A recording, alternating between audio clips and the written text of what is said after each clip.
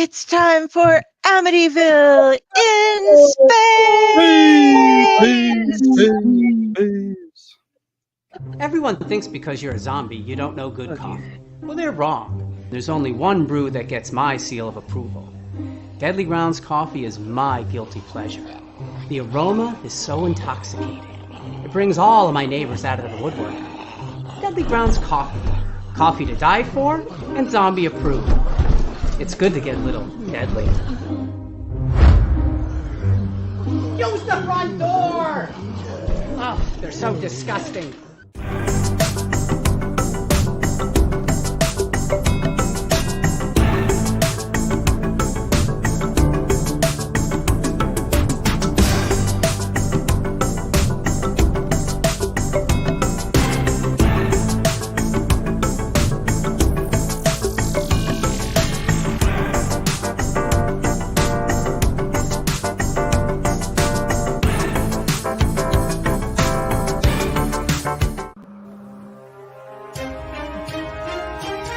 The Dorkening and all affiliated shows are not intended for anyone under the age of 18. The following may contain discussions or scenes that have adult situations, graphic violence, nudity, strong sexual content, and graphic language. This show is intended for mature audiences only. Viewer discretion is advised.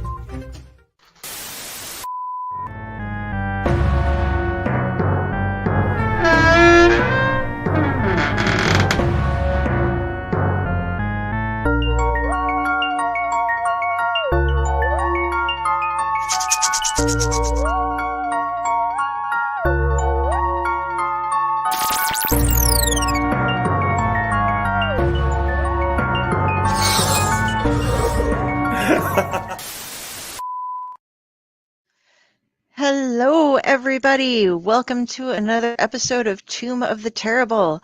I am not your humble Uncle Necro. He is unavailable this evening. So I am Delphine, and this is Ratatosker, and we are filling in. Tonight we watched Amityville in Space. This is a 2022 movie put out by the Polonia brothers, who have a history of putting together a lot of really bad combinations of movies and riffing on other movies.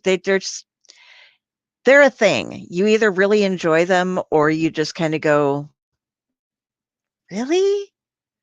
Did I just watch that? And that's kind of what this one was, I think, for me. But yeah, not quite Amityville versus Galactus, but if it was a video game, I'd play it, you know. And hey, Tom Dog. So going a little bit out of, how's everybody doing? I'm trying to be UncleNecRo and I can't. So I'm not as cool as he is. But still follow the script. We're good. I'm feeling quite purple tonight. I am purple. You're looking quite purple tonight. I'm just black and white. Stefan's doing good. Good to hear.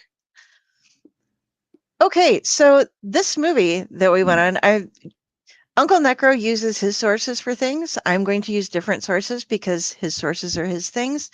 I'm going to give you a quick, brief description about what Amityville in Space is. This is from the IMDb site for the storyline. Unable to exorcise the ancient evil possessing the cursed house on 112 Ocean Avenue, Father Benna banishes the entire den of terror to the far reaches of outer space after the Amityville exorcism 2017. 7 centuries later, in the distant year 3015, a spaceship on a crucial mission stumbles upon a mind-boggling anomaly, the Amityville Death House 2015, floating next to a rogue black hole.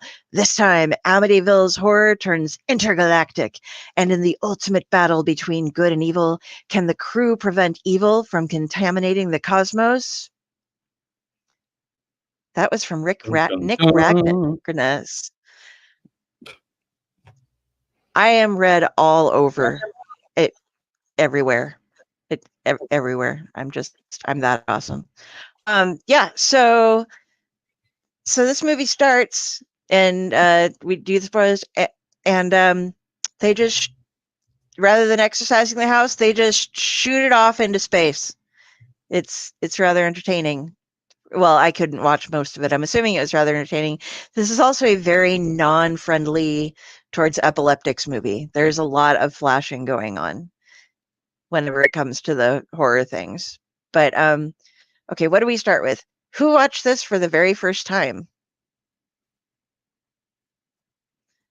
All right. And what were your first thoughts? I guess I have to ask because I have seen Amityville Exorcist, which came before this in the series of movies that these guys made about the same pastor fighting the evil. What did you think about this as your first experience? Which one? Me? You. Yes, you. You. Friday. You. I went in expecting it to be whatever it was, and I was happy there was a followable plot, and yeah, Okay. that was like my biggest. I went in like, is there a plot? Hey, there's a followable plot. We can do this. All right. Ron, first thoughts on your first watching of the movie. First thought is that this is a remarkably low budget movie, probably lower than any of the other movies that we have watched. They spent the entirety of their budget on the Adobe After Effects and their green screen backgrounds, and very little else. I would agree with you there. This is my first watching of this one, and I gotta tell you, okay, I've seen the Amityville, which one was it? Damn it, the Amityville Exorcism in 2017. That is the preceding movie to this, and it is so much better than that movie was. Like their budget had to have gone up. Like, okay, I got some pictures here for you guys. Okay, just not a whole lot, but a few. So this is the android on the space station. Mm-hmm. And there is a scene where he gets defeated and he's just sitting on the ground in that outfit, and they're like, oh no, he was torn apart. But he wasn't. He was just in that. This is the Legion in this movie. The haunter with human hands behind the Spirit of Halloween costume, which is so much better than the Legion in the other one, which is like a $5 Walmart costume. I'm just letting you know this is actually so much better than the other one was. We have no idea what in the fuck this thing is. It has nothing. It just shows up every now and then. But it was there, and it still is higher quality than anything in the other one. And then this is what we're talking about, or what Ron was referring to with the green screen. Okay, these are some of the shots out in space. And I particularly liked this one. And it would just hover, and there were some really cool space scenes out there. And like when they're flying through space and they're doing the intro, I was like, this is like a pretty interesting video game intro. Like if this were some sort of like you're trapped on a spaceship and you have to do something, I would be into this. I suck at those kind of games, but I would still want to like watch somebody else play it, or have some fun watching playthroughs. That part was pretty good. Overall, having seen these guys before, this is a better effort than they've put into anything else that I've ever seen of theirs. So let's go through and see what everybody liked. Friday. Oh, shit. I put him on backwards again. Oops. Ah! He's doing like the crab crawl thing. Friday. Flying squirrel.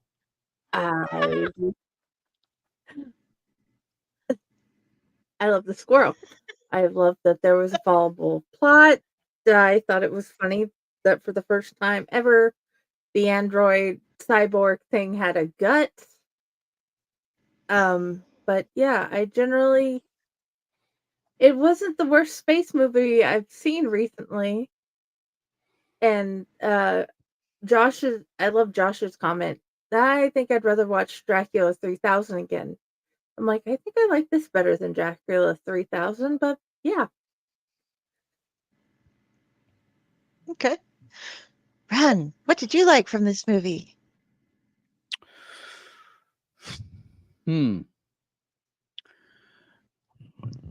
There is a movie that came out, I think, probably in maybe the mid to late 80s,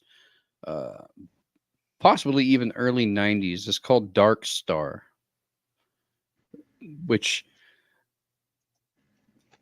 is somewhat of an existential movie itself. A group of people on board a ship called Dark Star, which has been out in space forever, and they have more or less lost their will to live. Nothing excites them anymore because every day is the same. And the movie, one of the highlights of the movie is that it has a smart bomb, which is directed by an AI. The bomb, its sole purpose is to explode. And the captain of the Dark Star gets in an argument with the AI for this bomb. Is that really your purpose? So the bomb doesn't explode because it goes through an existential crisis on what it's actually for.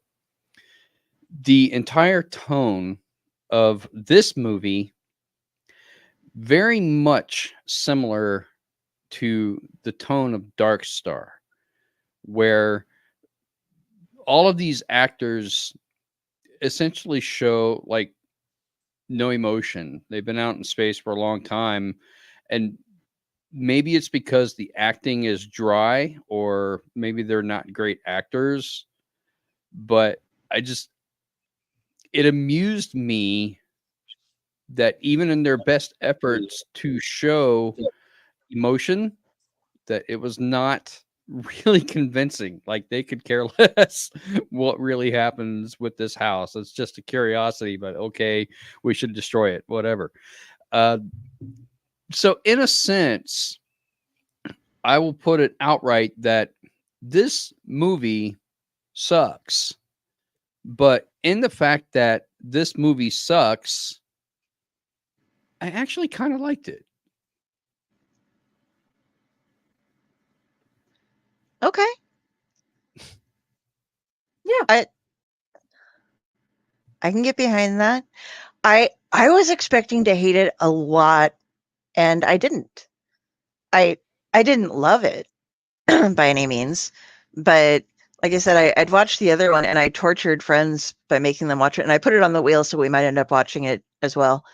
But even though there were the same things that I could point out, like, oh, great fucking costume, yeah, you put a lot into that. What you'd said before about all the green screening and everything, it looked really cool. Like they finally got a handle on some of their CGI. Now, things like the guy who lost his hand praying with a cloth wrapped bloody hand that was the same arm length as, it should have been like this, but it wasn't. And some of those basic things. And I've seen that guy perform that role before. And he's always that like really intense. I will drive you to hell. Go back where you came from, he got a little bit more emotion this time, but yeah, I think they did a better job with this one. They're finally getting a grasp on what they're doing after making like 40 movies that are all similar mashups or whatever. And they did have there was that tone there, like you said, whether it was just bad acting or because like, oh, I just saw a hand running down the room and then a tentacle monster attacked me. You're just suffering from being out in space for far too long. It's okay. You know, the quick reference to like, don't you have a kid? How old are they? Yeah, 3 years old. Thanks. Haven't seen him. You know, which was weird because it was the mom. So she must have just like given birth and then hopped on a thing to on the space truck. Their whole mission is to go out and destroy black holes with bombs. Destroy black holes Which so I that don't they think would can. technically work depending on the type of bomb that it is. Yeah, I don't think so either. And that was the worst CGI was like the picture of the bomb. I did like they look at it and they have no idea what a house is because they're from Right. the year 3015. And so they're like, what is this thing? There is Do they not oxygen have in it. There houses in cannot be 3015? oxygen. Yeah, and then they're like, "Oh, look at this monitor," as they go by a big screen TV. But then when you go back on their spaceship, like their monitors are kind of bulkier and shittier. So it's like that's actually a lot better looking than what you're communicating through. So I don't think you should be making so much fun of that.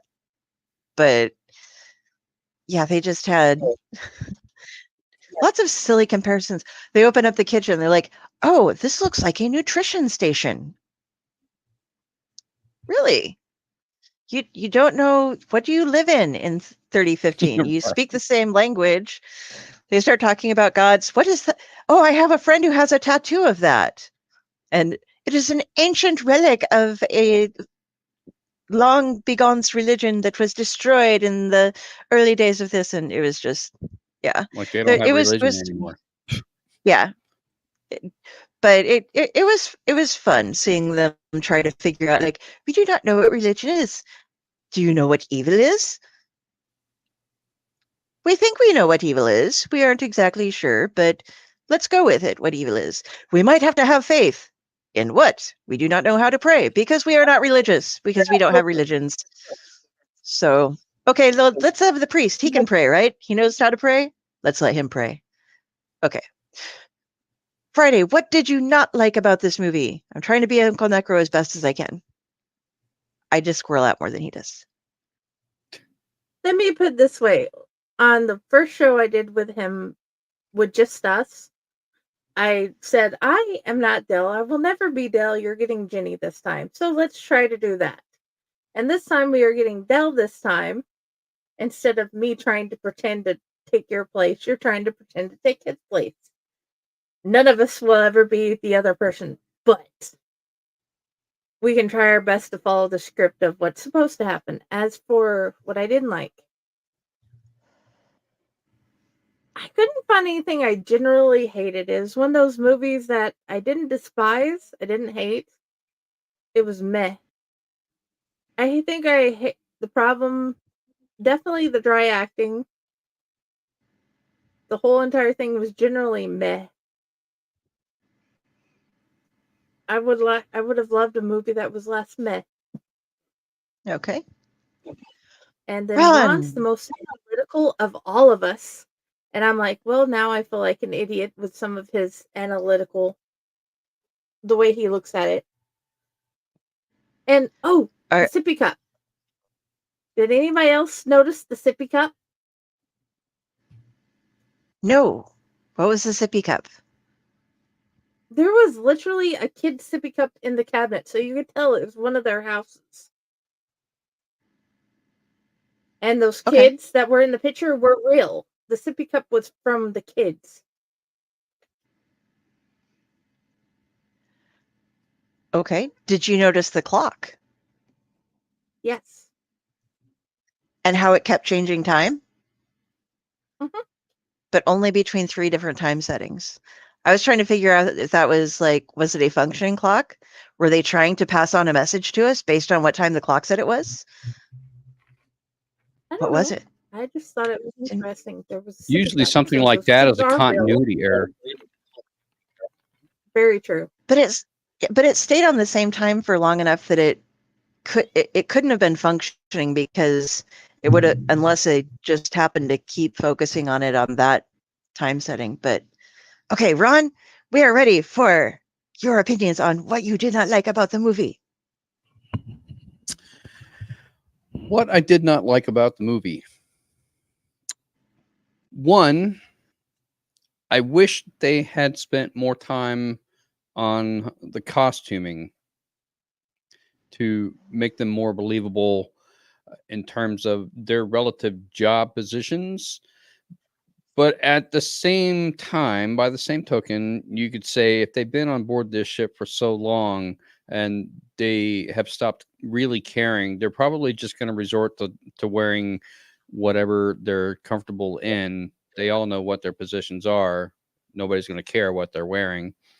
So that basically leaves Vox, the robot, which has got to be one of the worst god-awful robot costumes in the history of cinema.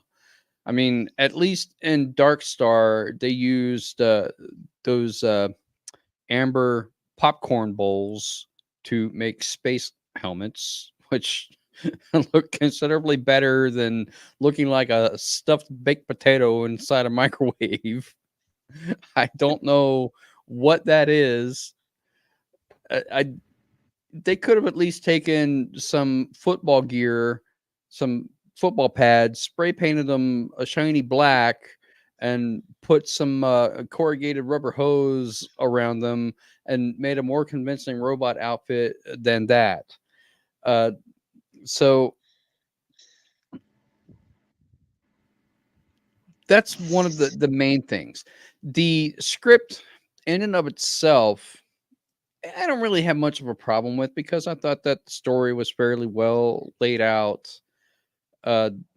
for what it was. It just wasn't acted all that great. That's aside. I think it's a viable plot, because what do you do with a house full of evil that cannot be exorcised? This is a last resort. Shoot it into space. Just get it off our planet. Get rid of it. And now we have the technology or the means to do so. I get where they're coming from with the idea of the plot. I just think that it could have been executed a little bit better. Needed a little bit more fanfare than what they had at the beginning of the movie to get the house into space, because it's all CGI and green screen and all of that. They just should have spent more money on a little bit more effects to make things believable. Just give me something to work with here to draw me into your movie. Your script and your half-assed story idea is just not enough. So what is really the redeeming quality of this movie? And I keep asking myself that, and I just can't think of one, because you totally could have made this entire movie without connecting it to anything Amityville. Oh, yes. This is something you will discover is a common thread through most of the films that we will be watching this season, is that they are titled Amityville something, and yet there is basically no reason whatsoever for them to actually have Amityville in the title, other than to get people to watch them because they're like, ooh, did I miss a chapter? And they go, oh, no, You no, I didn't. did not. It has I saw nothing to another do with horror the movie. other- Yeah. So my dislike, or were you done? I wasn't sure if was that Yeah, the I could be, yeah. Other than me just bitching about the movie for the next 15 minutes. okay Go for ahead. me. All right. I like I said, I like the video game kind of aspect of it, but there was, and I don't think that I'm saying this just as a photosensitive person. There was just a lot of flashing, and that does get annoying, I think, to people other than just me. When it's like, oh, we're going to use this really hard to show that there's a demon in there. Because besides the really poorly dressed demon and the weird thing with the eyeballs, They just have a pair of eyes, but they flash a lot, and they flash through scenes with a lot of flashy stuff. So I don't know if was it too much for you guys, or was it just for me? I don't suffer those kind of things, so to me it doesn't bother me at all. Okay. Sometimes I just find them annoying, but it was interesting to me how when you're talking about stuff like, yeah, the house is out there floating, apparently with God's will, it stayed hermetically sealed so that when they could go in, they could walk around without any space helmets or anything. There was just oxygen aplenty, and nobody had to worry about a window opening or a door opening or anything. They were just walking around. It had gravity in it and everything. And I thought they could have done something with that, at least try to make it like, oh, and the fact that they didn't know what a house was really bothered me. Granted, it had been 1,000 years, but when we look back, we're like, oh, look, those are primitive huts. People lived in them. They have a shelter. And this, they were like, what is this anomaly that is floating out here in space? And what is this thing? Oh, I have a friend who has a tattoo of that. But it is ancient religion that is no longer practiced anymore. How does the friend have a tattoo of that? So a couple of just incongruities that, and when Father Brenna wakes up, he's back in the action again, and he's had his hand twisted off at the beginning. There, the evil does get him. They finally came with a fun one for this. He was like, I've never seen this in an exorcism movie before. He's trying to exorcise the house, and he has the cross out, and the thing possesses his hand and starts spinning it around, and the cross is spinning, and it like breaks his wrists and rips it off, and the hand falls on the ground. And then like throughout the rest of the movie, there's this like paper mache hand that's running around chasing people. And there was the one line, it's like it jumps up and attacks somebody, and the Father Brenna is standing there looking at his own hand on somebody else's face, and they're like, thanks for the hand, and it was like, you made a joke in this entire movie. That was rather clever of you.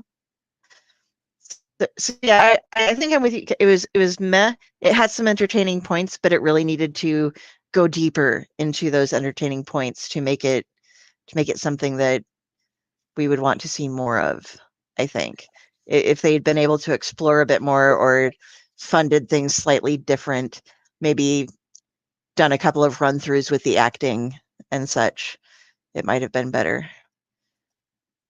Now, okay, we're at the point. Are we at the point where we do the ads right now, and then we go back to our ratings and whether we recommend it? Are we that far already? We're 22 minutes in, it looks like. And because there's only the three of us, of course, we're running ahead of schedule. So, I mean, we could wait to run the ads, or we could run them now and then come back and do the rest of it. Yeah, he usually does the ads and then that part. 28 minutes in, I'm sorry. Yeah. Well, okay. Yeah. I'll I'm like, I'll run the ads real quick. Yeah, all right, we'll be right back. We are running fast.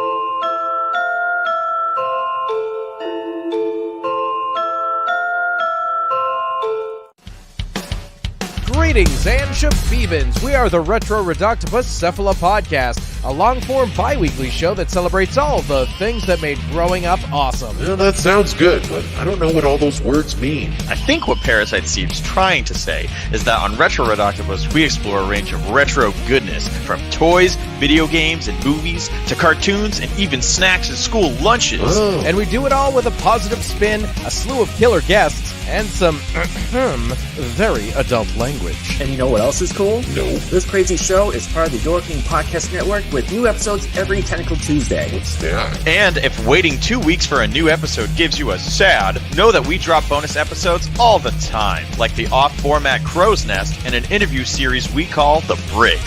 You can listen to Retro Octopus on Apple Podcasts, Spotify, Stitcher, or any app that's cool enough to carry the only show that celebrates all the things that make growing up awesome.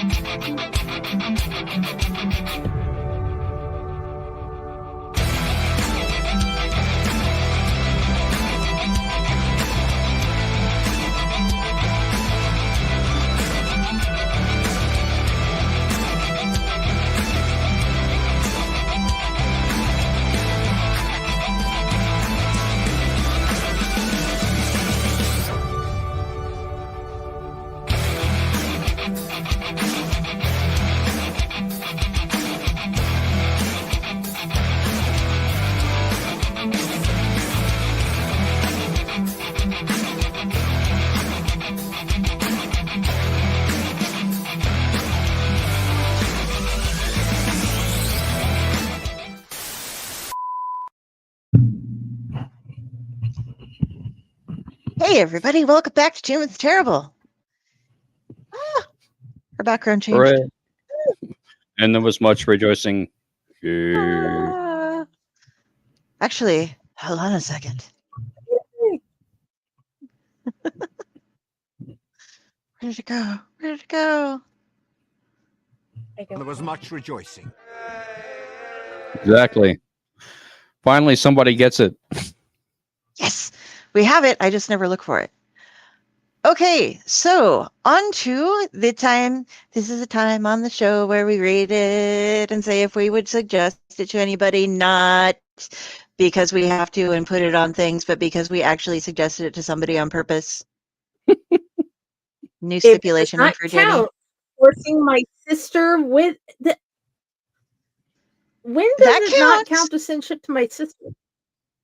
No, that counts. I'm just saying, like, sometimes you're like, well, I put it on the website because we were watching it. And that doesn't count as suggesting. That's just letting people know that they should watch it if they want to know what we watched.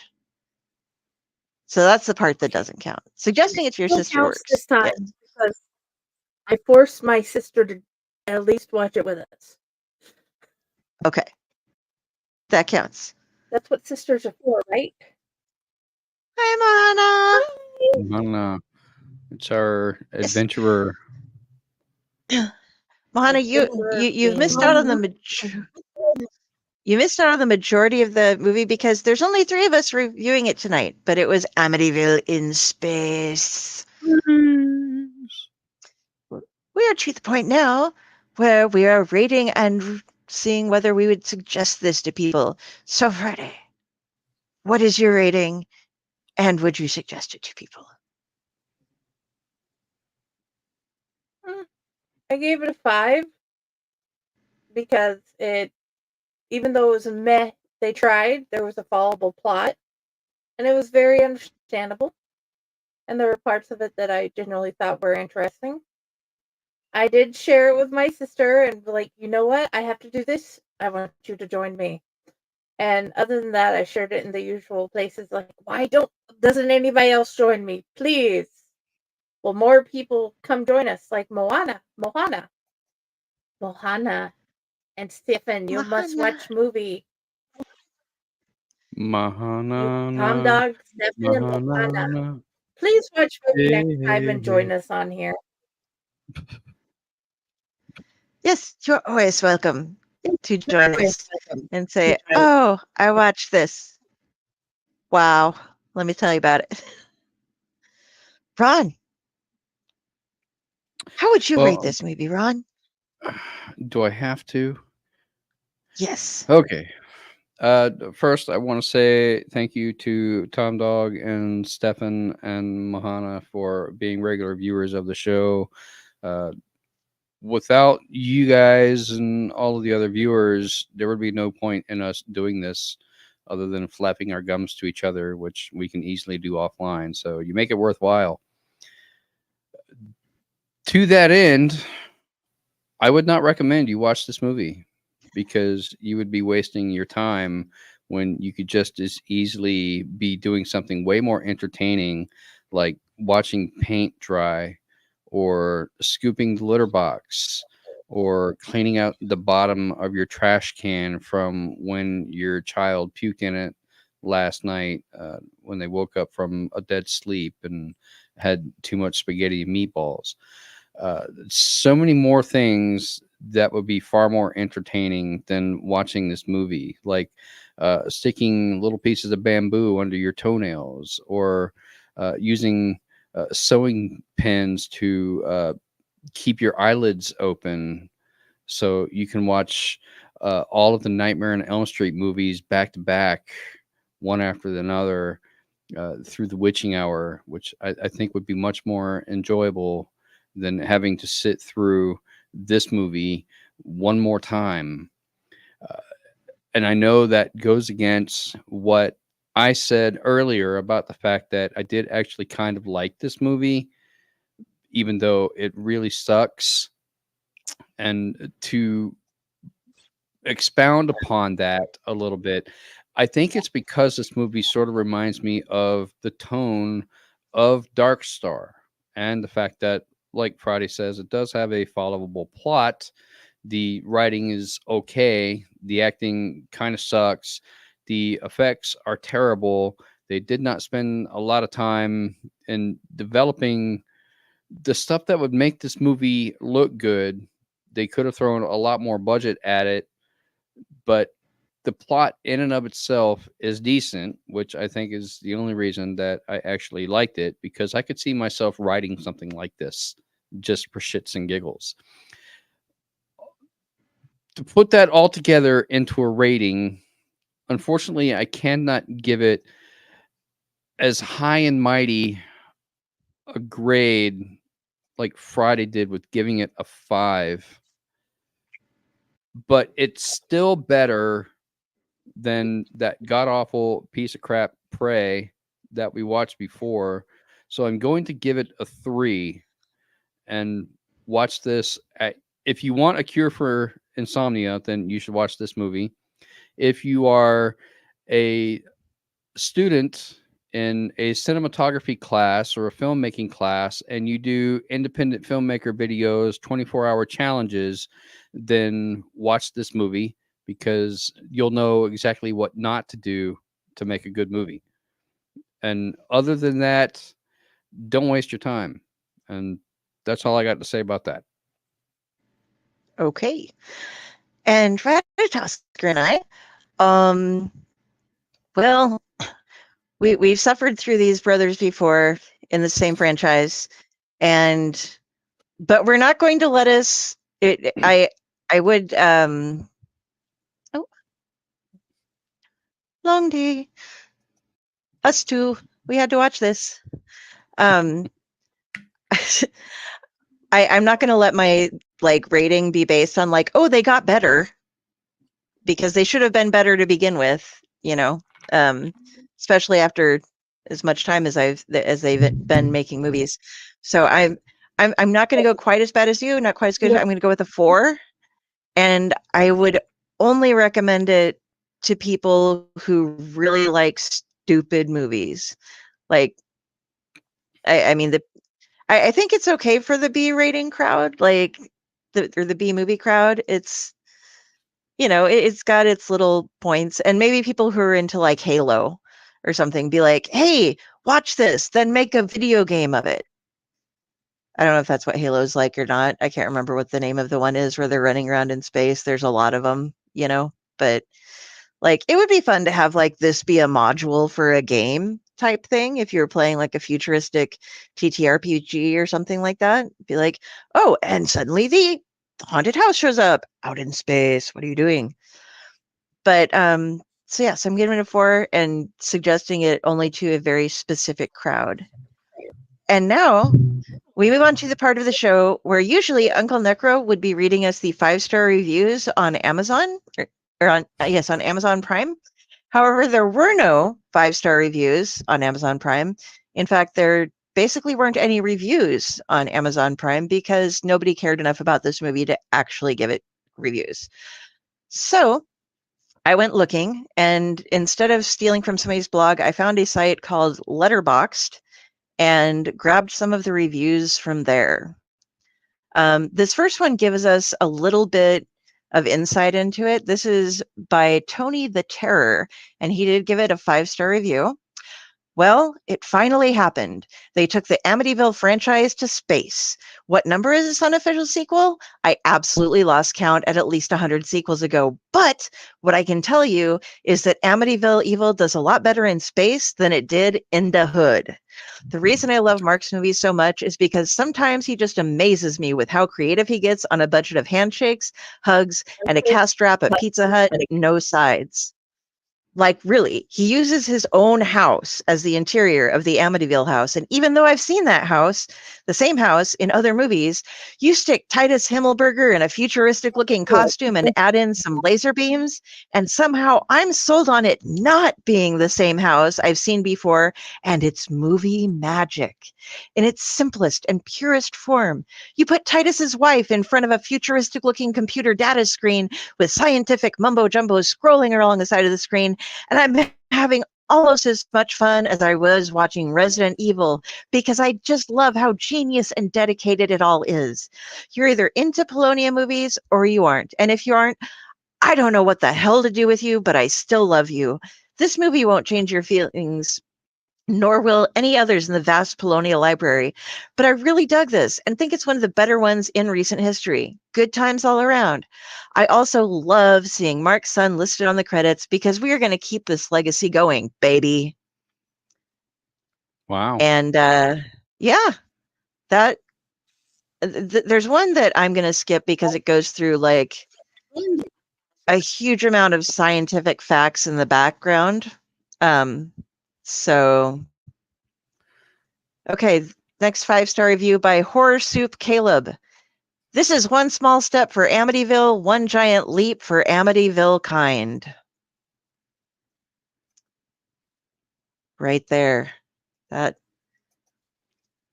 was there. Next one. There actually, I can't see how many stars this one was giving, but it is by Tim the New 208. Or Tim the Newt 08. What the fuck am I doing here? This was definitely 75 minutes of something that has happened. Whether it was good or not, I bet you can imagine. From the director of Cocaine Shark, Sharkula, and Jurassic Prey comes Amityville in Space, where Microsoft Paint played a vital part in the visual effects, rest in peace, and Legion comes to life. My favorite part is the cyborg box. Not because he has a witty dialogue or is in any other way engaging, but because his face is a reflective visor over a helmet. And they didn't even try to hide the film crew in the reflection, just right there, having a good time. And the last 5-star review we will go to is by Dumpster Fireman. And he says, this movie is about Amityville in space. And we shall end there. Wow, what a synopsis. So we did learn that it was his family, it was his kid's sippy cup that was in the thing. Apparently he uses his own house in many of his movies. So, and the same crew. Yeah, I find that the first review was actually pretty decent because you can tell it was written by a person that has an inside with the crew and the actors that are actually in the movie. So they're probably going to have a biased opinion of the movie itself being good or bad. And because they have a personal connection to it, since none of us know anybody in the cast or crew and we don't have a personal connection, we're completely looking at it objectively, it's easier for us to be more critical of it and to make our jokes and say how bad we think that it really is. But as a cinephile, someone that likes movies and watches them on a regular basis and analyzes them, I can be overly critical and say, this is a bad movie, don't waste your time. But at the same time, I can appreciate the effort that it took to make this movie and the fact that it is independent with people that probably aren't very experienced and don't have a lot of money to make movies. And that really goes a long way when you understand that and knowing what effort is involved in trying to make a movie, period, let alone just try to make it good. All the effort and time that goes into just trying to make a movie really gives you an appreciation when you watch something like this, and you can see that it's bad and maybe not deliberately so, although sometimes they are deliberately bad. But when you can see that they're bad, but you can appreciate the effort that goes into them, it really sort of balances out how bad the movie really is because you can appreciate it. And I think that's where I'm at with this movie. While it's not necessarily a great piece of cinematic history, I really don't have any issues overall with this movie because I can appreciate what it took to actually get it made. I'm going to send you a link to the brothers' log of movies that they've made because it's kind of, and sadly, it was twin brothers who had been doing it together, and one of them died in like 2008, and so then it's just been the one brother carrying on everything. But what was it? I gotta scroll up. The Polonia brothers. Pardon me. But I am the kind of person that even though I might not necessarily like the movie, I would still watch their catalog of movies just because I understand and I appreciate what they're trying to do. And I'm sure that some of the movies are better than others, but it's not going to really jade my opinion towards saying, no, I'll never watch any of their movies. Yeah, as the one guy had pointed out, there's such things as, like Cocaine Shark and Sharkula and all these really just weird things that they just like to compile movies and see what in the hell, or set them in a new setting and just name it something that sounds popular that's been coming out around the same time and see where they hit. So we need another movie like Bad CGI Sharks. That one was good. They have a number of shark movies, so we might be able to hit upon one of those after we are done with the entire fall season of Amityville Horribles. All right. I'm going to just keep doing for that next summer, we should do all shark-related movies. We could do that, and I bet we could get PJ Rahal and possibly Ashes to come and watch them with us because he is fans of all things sharks. It's his thing.